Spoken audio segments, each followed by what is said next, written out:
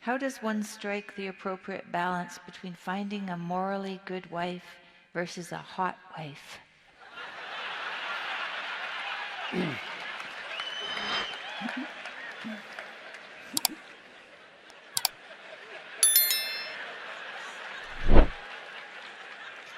That really is an excellent question. I did great, by the way.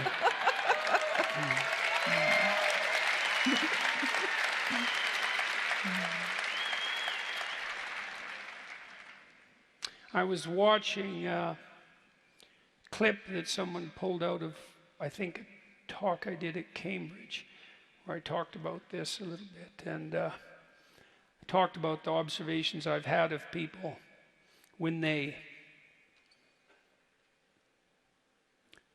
move to incrementally destroy the attractiveness of their partner. So imagine, it's not that hard to imagine. Imagine that you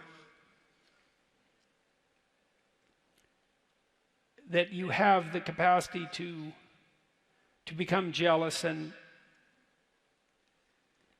to waver in your trust. And so then imagine, we'll talk to the men about this first. Imagine that your wife is attractive and you're dubious about your own utility. Maybe you have reason to be dubious. And so the fact of her attractiveness, although attractive to you, is also in principle an enticement to those who might steal her from you, not least as a consequence of your own insufficiency. And so the question is, well, what should you do about that? And a typical answer is punish her repeatedly and subtly for any manifestation whatsoever of that dangerous attractiveness. And so, how would you do that?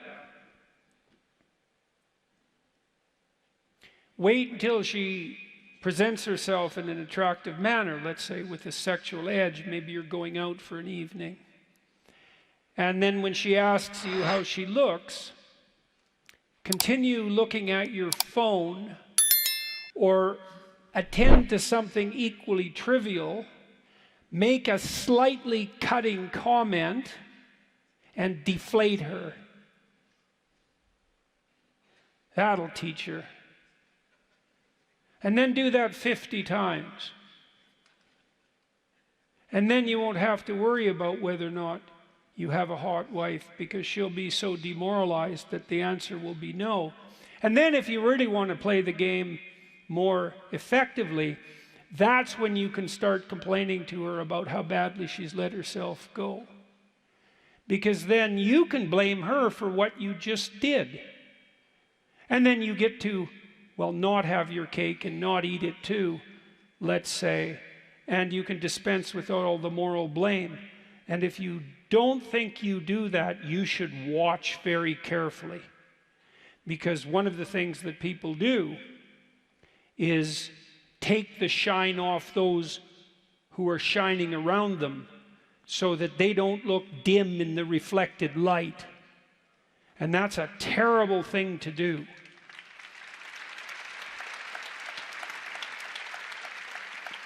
And so then, one of the things you might consider, both of you in a marriage, is when you see your partner do something that you regard as attractive, well, first of all, you need to admit that, right? And that's hard, actually, because you might have moral qualms about your own lust, and you should, because it's a dangerous force. But in principle, you want that sexual tension to exist in your relationship, but you need to have it bounded by the necessity for integrating all the other elements of your life around it, right? It can't be a predominant and impulsive force, because it will break everything apart. So it has an intrinsic danger, and because of that intrinsic danger, that's the danger of sexuality itself, you might have moral qualms about its manifestation in your own soul. And fair enough.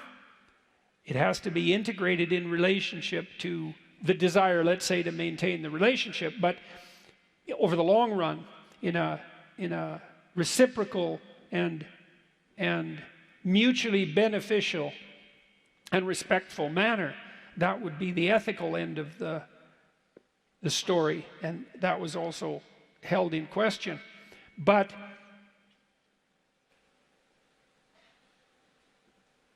just because something can get out of control doesn't mean that it's intrinsically bad, and I would say that's certainly the case about sexual attraction. And if your partner is doing things that you find attractive, you might think really hard about rewarding that. And then you may find that you're afraid to reward it because you're afraid of your own urges, or you're afraid that if your partner becomes too attractive, they'll leave you. And then I would say, well, maybe you should up your ante a bit so that they're less inclined to leave you, because and maybe you should think through your own sexual morality in more detail and discuss that with your wife so you don't stumble over your own very funny. Very funny. Yeah, you filthy-minded creatures. Yeah. Tongue, how's that? So that you can each properly reward each other for keeping the erotic spark alive in your life. And I think that's a high form of art to manage that. Now, we know that married people have better sex lives than people who aren't married. And the whole culture, in some sense, advertises the opposite, but there's no data to indicate that that's true, because the vast majority of people who aren't in permanent, monogamous, long-term relationships are isolated and alone. And so it's not a good solution. You can have a hotter, erotic life within the confines of a marriage, but it's a very difficult balancing act to manage. But then you might ask yourself, well, you want the alternative? Right? Even though it's difficult and challenging, the absence of that is in some sense a catastrophe of adventure, right? I mean, because there are a few reliable sources of profound motivation in life, and certainly sexual attraction is one of them. And if you can keep that dynamically alive in the confines of an ethically constituted relationship, you can have the best of both worlds.